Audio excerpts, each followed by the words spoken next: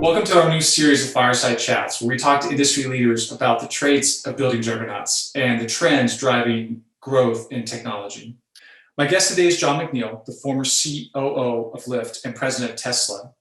Jon serves as an advisory partner to Advent and recently founded his own investment firm, DVX Ventures. Jon, thank you for joining us. Good to be with you, Bryan. Jon, let's start with Tesla. If I remember correctly, you joined in 2015, you left 3 years later, but it was an incredible time of growth for the company. Just share with us some of the facts about the business from when you joined to when you left. It was in 2015, it was a single product company in 13 countries. We had the Model S and we were just coming out with the Model X and on our way to the Model 3. About 3,500 employees and about $2 billion in revenue. And 3 years later, we had 5 products in 33 countries, about 35,000 people, and about $20 billion in revenue. So it was an incredible ride.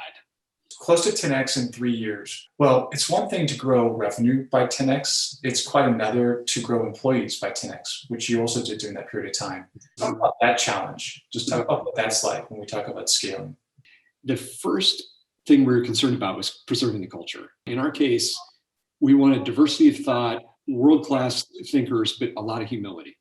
And so that meant we needed to really put emphasis around fit. So I personally interviewed every candidate for a manager position and above, and Elon personally interviewed every engineering candidate for at a certain level and above. And our role was 2 things: determine if they're truly world-class. Did they do the work that they had claimed credit for doing? And would they fit? And so we were the check on the culture. We were literally hiring thousands of people for the Model 3 launch, in preparation for the Model 3 launch. We didn't have time to train them for 2 weeks or even 2 hours. And so the team came back with a principle that is going to seem crazily simple, but they came back with a principle that personified what we wanted people to know about our customer model.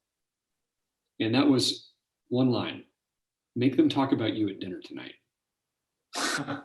And so that spread like wildfire around the world. Like, everybody wanted to be recognized because they had made a customer talk about them at dinner that night. Steps like that, where we just threw out the playbook and came up with something new that really enabled us to grow from 3,500 to 35,000 and not break the thing.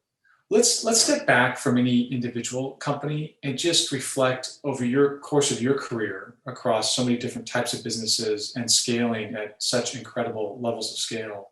Just the distinguishing or most important traits of creating juggernauts. You know, a juggernaut starts with obviously a very large market. You can't create a juggernaut in a small pond, so it has to be a very large market. But because it's in a large market, it has to stand out somehow. And so the quality of the product really matters. And so I think you see, like, juggernauts that emerge have this obsession with perfect products. Steve Jobs had it with the iPhone. Elon has it with the Tesla. Like, you can look at example after example after example, and those companies are typically led by somebody who's obsessed with perfect product. The third thing they do to make that stuff come true is they surround themselves with world-class people. If you have somebody that can do 2 or 4 times what their peer can do, and you can attract them to come work for you on your mission to help create that perfect product, that's an unfair advantage. And so I've seen juggernauts, that is one key advantage when you walk in and you're kind of wowed by the team. And it's not just a couple of leaders, it's like depth, because there is a culture of continuous improvement towards perfection or excellence. Listen, we can go on for much longer. Unfortunately, we're out of time. I just want to tell you, thank you very much for joining us and sharing your thoughts. It's been an insightful conversation for me, and really appreciate you sharing from your experiences and really just your story. So thank you. Great to be with you, Bryan.